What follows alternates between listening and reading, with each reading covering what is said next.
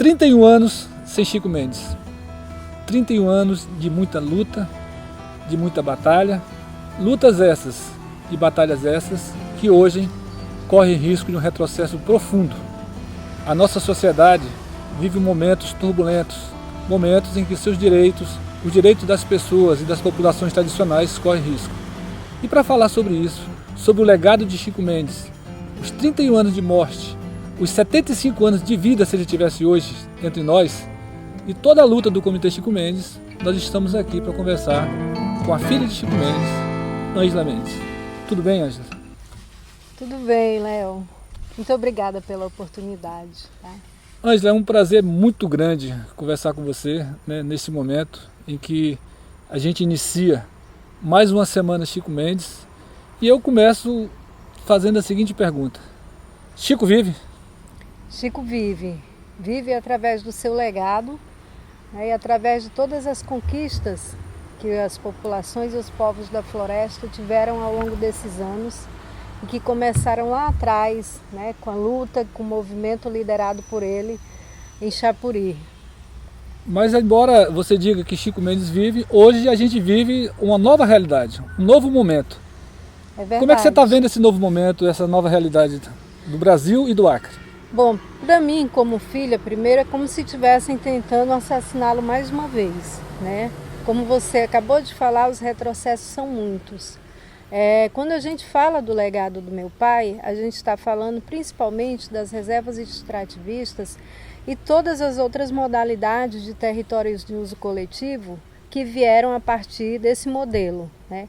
E que hoje somam aí 66 milhões de hectares de floresta protegidas e mais de 1,5 milhão de pessoas nesses territórios, né? Foram tempos muito difíceis, de muita luta, de fato, de muita organização do movimento para se conseguir chegar até aqui, né? As primeiras reservas extrativistas foram criadas aqui no Acre, inclusive a segunda leva o nome do meu pai, a segunda e maior reserva extrativista leva o nome do meu pai.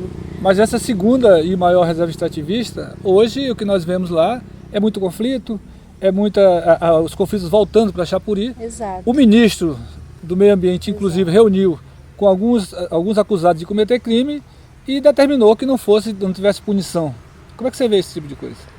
Isso está exatamente dentro daquilo que eu vinha te falando. A sensação é essa, de que estão tentando assassinar mais uma vez as conquistas, né, do meu pai e de seus companheiros e companheiras também. Né? A gente tem visto com muita preocupação tudo isso, essa desconstrução, desmantelamento das políticas públicas e desse legado que a gente, né, fala sempre, o legado do Chico Mendes. Hoje a gente vê uma situação caótica dentro da Resex, né? Não só o governo federal, o governo local, mas toda a bancada federal também incentivando, né, o fim da reserva extrativista, porque quando começa a falar de diminuição, a falar de desafetação, na verdade isso é só o início. Qual o interesse você entende que o interesse por trás de toda essa política de tentar diminuir e acabar com as reservas? Olha, são os ocupantes ilegais que lá já estão, né? É a criação de gado, né? As pessoas têm interesse de acabar com o modo tradicional de vida na reserva, de acabar com a própria reserva para que eles possam criar gado lá dentro. A gente sabe que a reserva Chico Mendes é extremamente pressionada pelo gado e a gente sabe, né, que essas pessoas que estão indo para o Congresso, que estão indo fazer a agenda com o ministro, que se diz ministro do meio ambiente, mas ele não é ministro do meio ambiente, ele é ministro do agronegócio. Então essas pessoas na verdade são ocupantes ilegais, são grileiros, portanto são infratores também, né? Enquanto que os verdadeiros moradores, aqueles que participaram da criação da reserva, estão lá dentro e não estão sendo ouvidos nesse processo. Ângela, como é que é possível, diante de todo esse ataque que está acontecendo, fazer um novo empate num momento tão conturbado como esse? O momento realmente é difícil, mas é aí que o momento está pedindo um novo empate, né? A gente está vivendo um cenário muito parecido, claro, com suas nuances, né? Mas muito parecido com aqueles dos anos 80, né, onde aconteceram os empates liderados por Wilson Pinheiro, liderados pelo meu pai.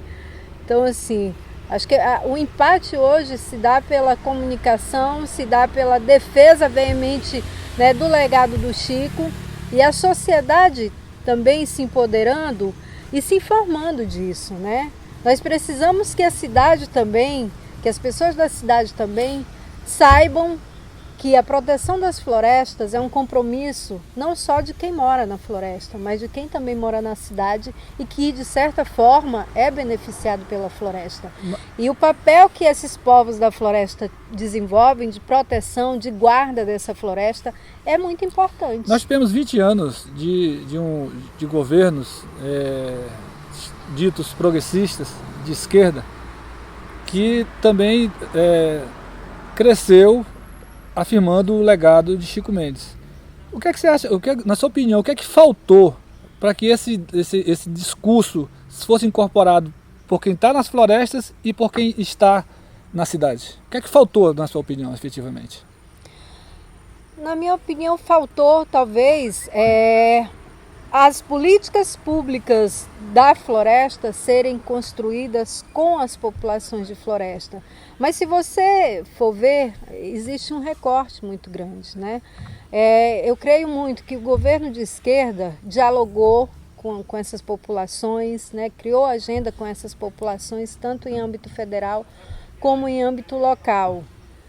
Quando a gente fala que, e isso está muito no Facebook, meio ambiente não é de esquerda nem é de direita, mas se você for ver o que a direita, o que a extrema-direita está fazendo hoje com o meio ambiente, você vai ver, né, que quem minimamente faz a defesa do meio ambiente é a esquerda. A gente sabe quais os desafios, né, quantos desafios a gente tinha pela frente, mas a gente tinha agenda com esse governo de esquerda, com os governos progressistas, né? Localmente aqui. E hoje não tem? Meu Deus, hoje não. A agenda do governo que está aí é a destruição e é o retrocesso e as ameaças, né? Aos nossos territórios, aos nossos povos tradicionais, né? Aos trabalhadores e trabalhadoras da cidade, também um retrocesso total. A gente não vê nenhuma agenda progressista, né? Tanto a nível nacional como a nível local. Não é isso que a gente gostaria de estar vendo, né? Não é isso que a gente gostaria de estar denunciando. Mas, infelizmente, essa é a realidade, né? O governo do Acre, no início do ano, foi a alguns produtores e falou assim: vocês podem queimar, podem produzir da forma que vocês quiserem, porque se forem multados, falem comigo. Como é que vocês receberam uma informação dessa? É muito preocupante, né? Um gestor público vira público para fazer um incentivo e uma apologia ao crime. Porque quando eu ouvi isso, a primeira coisa que eu pensei foi, né, esse governador ele está incentivando tanto o calote nos cofres públicos, como incentivando também a prática de crimes ambientais, porque é muito fácil para ele incentivar, né, que queime, que desmate, mas os órgãos fiscalizadores estão aí, né? Então hoje você vê que o IMAC, né, surgiu agora um mutirão ambiental, né? A gente estava vendo na imprensa, um mutirão ambiental para multar as pessoas. Então aqueles que acreditaram, né, nessa falácia do governador, que desmataram, que queimaram, hoje vão ter que arcar com seu prejuízo. Mas é muito mais preocupante pelo fato de que é um governador, né, é uma autoridade que faz esse discurso e que por ele, né, a gente teve focos de queimada, a gente teve aumento no desmatamento, né, pelo discurso dele ainda em campanha, pelo discurso do governo federal também ainda em campanha. Então, eu computo a eles a responsabilidade de todo esse caos que a gente vem vivendo do ponto de vista ambiental. Mas ao mesmo tempo que incentivou, ele também tem um discurso ambientalista para as entidades que financiam, como o KfW, como o governo da Noruega. Como é que é possível esse recurso que já estava até aportado aqui no estado, eles estão sendo aplicados lá na ponta? É uma esquizofrenia mesmo nesse governo, né? Na verdade, assim, existe recurso, né?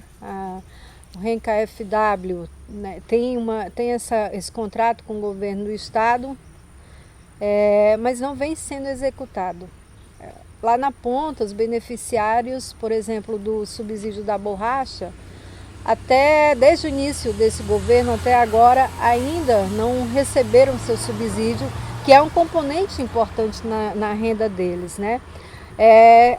Há a informação de que a semana passada começaram a pagar esse subsídio, mas foram o quê? 9, 10, 11 meses, né, de atraso para uma pessoa que está lá na floresta, trabalhando, produzindo, né, esse tempo todo sem ver essa renda, sem ver essa composição da renda, é difícil. Aí é fácil você ir lá e dizer assim, o ministro veio aqui e disse que está todo mundo morrendo de fome na reserva, né? Bom, não é bem assim. Na reserva não tem ninguém morrendo de fome, né? Eu acho que as pessoas que estão na reserva, que estão na floresta como modo geral, né, têm segurança alimentar e nutricional, né? Elas têm uma diversidade de produtos, tem água de qualidade por enquanto, né? Tem segurança, tem casa. Mas tudo isso tem graças a políticas públicas que foram implementadas. Seria isso? A políticas públicas, a própria força e garra dessas pessoas também, né? A determinação que elas têm. Ângela, o Observatório de Desenvolvimento da Federação das Indústrias publicou recentemente um boletim onde 59% das nossas exportações, embora o governo diga que é o governo do agronegócio, vem do extrativismo, castanha e madeira. Ou seja, o extrativismo ainda é a força motriz da economia do nosso estado. Por que o setor desse, que é tão importante, é tão marginalizado ao mesmo tempo? É porque a gente, assim, quando você fala de PIB, é só, né, agronegócio, commodities, né, é gado, é soja, né, são grãos. Mas se você for, inclusive, procurar dados da produção extrativista... O Observatório de Desenvolvimento da FIAC publicou. Pois é, mas se você for procurar dados da produção extrativista, você tem uma certa dificuldade. Quando você me traz esse dado aí, para mim é uma surpresa boa, né? Porque a gente sempre soube, a borracha, a castanha, até hoje, são produtos extremamente valorizados, né? E que compõem a maior parte da renda, né? Só que não são valorizados como deveriam ser valorizados, porque por trás quem produz é a floresta, mas por trás da comercialização da castanha, da borracha, tem um valor intrínseco muito maior, que é o né, a valorização da floresta em pé. Ângela, 31 anos de morte de Chico Mendes, 75 anos de nascimento e 25 anos da Semana Chico Mendes, que nós iniciamos logo daqui a alguns dias, no dia 15, dia do aniversário, seria aniversário de Chico Mendes. Qual o diferencial dessa Semana Chico Mendes deste ano para as outras que aconteceram, que antecederam? Assim, a Semana Chico Mendes ela ocorre desde 89, né? O objetivo da Semana Chico Mendes sempre foi defender... Então são 30 anos, na verdade, não são 26 anos, são 30 anos, né? Da Semana Chico Mendes. É porque registrado mesmo, com foto, a gente tem só a partir de 93, né? Mas que a Semana Chico Mendes ocorre desde 89, desde que o Comitê Chico Mendes foi criado, em 1989, né? Com esse objetivo de defender o legado e a memória da luta do meu pai, dos companheiros dele, né? O diferencial nessa Semana Chico Mendes é que a gente, na verdade, vive um momento atípico, né? Então a gente precisa estar chamando a atenção da sociedade, convidando a sociedade a participar. Inclusive nós vamos ter um momento muito bacana que é a Aliança dos Povos da Floresta, né? Que foi uma aliança que o Chico fez lá atrás, em 1987, com algumas lideranças indígenas, num contexto político muito parecido com o que estamos vivendo hoje, de extrema ameaça, né, aos territórios, né?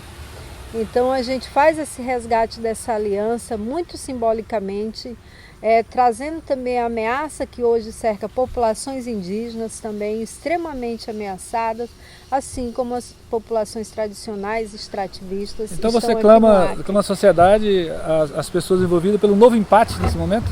Nesse momento, a gente clama para que as pessoas participem das nossas atividades, dia 15 ao dia 22 de dezembro. Aqui em Rio Branco, a gente faz a abertura com a entrega do Prêmio da Sociedade Civil na Praça Povos da Floresta, no dia 15. Dia 16 e 17, dias 16 e 17, a gente traz esse debate da aliança lá na UFAC. Vamos ter atividades também em Chapuri. Já aproveitamos para pedir também que as pessoas apoiem a nossa vaquinha virtual. Ângela, você falou que precisa das ajudas, né? E a gente está numa questão de meio ambiente. E você falou de uma vaquinha. Vaquinha está ligada à pecuária, mas essa não é a vaquinha da pecuária. Essa vaquinha pode participar? Essa vaquinha pode e deve apoiar. Ecologicamente correta essa? É ecologicamente correta. A gente precisa engordar essa vaquinha para a gente poder realizar a nossa Semana Chico Mendes. E onde é que está o pasto dessa vaquinha, Ângela? Você pode nos dizer? Na nossa página no Facebook, Comitê Chico Mendes, nosso Instagram, Chico Vive 30. Então vão lá e nos apoiem. E eu também clamo que as pessoas ajudem a engordar essa vaquinha. Mas antes de qualquer coisa, Ângela, eu lhe agradeço muito por ter vindo até aqui nas dependências maravilhosas da UFAC. UFAC é essa que também corre risco pela política que está sendo desenvolvida pelo governo federal. E antes de encerrar, eu peço que você dê um like no canal, se inscreva e assine o sininho para receber notificação. Valeu? Obrigado, Ângela. Muito obrigada a você pelo convite, pela oportunidade. Obrigado também. Não esqueça também de assinar e se inscrever no canal, viu? Pode deixar.